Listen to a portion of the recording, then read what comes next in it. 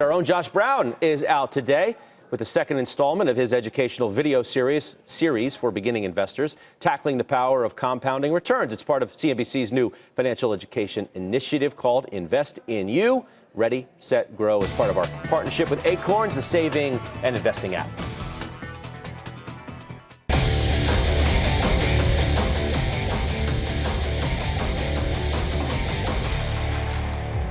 How long do you think it would take for you to double your money in the market? I like to teach new investors about compound rates of return by employing the rule of 72. You take a yearly rate of return, let's say 7%, and divide it into the number 72 to find out how many years it takes to double. So an investor receiving a 7% rate of return will see his or her money double in 10 years. At a 5% a year rate of return, an investor will wait 14 years to see their investment double. At 9% a year, they'll wait just 8 years.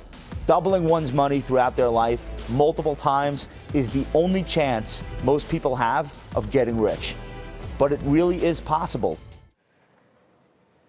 All right. I hope everybody checks that out, by the way, on CNBC.com. Please, I hear it's the #2 video of the day on CNBC.com. But seriously, the issue of compounding Seriously, interest. it is. People, I don't know if that, I'm sure it is.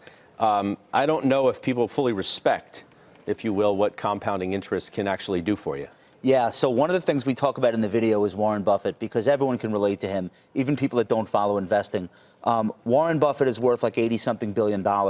He made 95% of that money after the age of 60, because one of the things about compounding is that later in the game is when the really exponential, wild things start happening. So that's why it's so important to start young and to continue. One of the other concepts that I think is really important to just get into quickly is new contributions, along with compounding, are even more powerful. It's like squirting kerosene on a fire that's already burning. So you might be making a contribution today or this week to your 401k.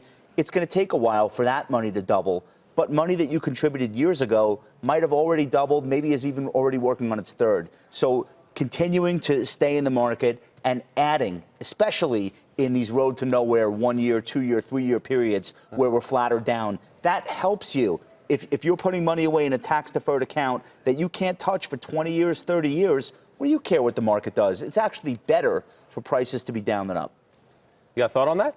Completely agree with Josh. We use a notion with people that are staging in. It's really tough to stage in at this when every market you look at is really at an all-time high. We use something called price cost averaging, and that's just a simple dollar cost averaging methodology. Let's say somebody sells their business, we'll put some to work right away. Over time, we will put more to work, but we accelerate that on opportunities. So we accelerate the buy-in. I think it's really important to note, though, that too many people focus on absolutes. It should be a goals-based exercise. What do you need? What do you want to achieve? What risk do you want to take to get to where you want to go, right? And consistency is the importance there. And I think what Josh points out is you don't have to have huge returns to have a great result being an investor.